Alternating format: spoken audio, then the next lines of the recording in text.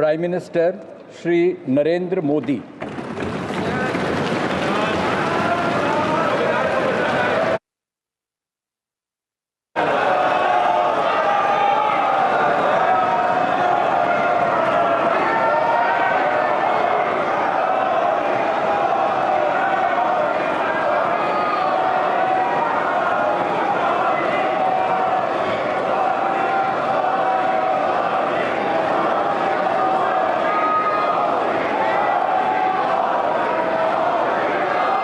मैं नरेंद्र दामोदर दास मोदी,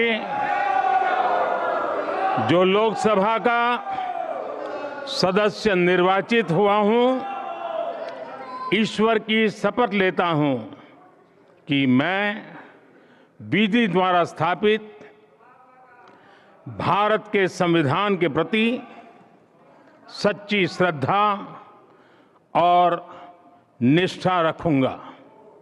मैं भारत की प्रभुता और अखंडता अक्षुण्ण रखूंगा तथा जिस पद को मैं ग्रहण करने वाला हूं, उसके कर्तव्यों का श्रद्धापूर्वक निर्वहन करूंगा।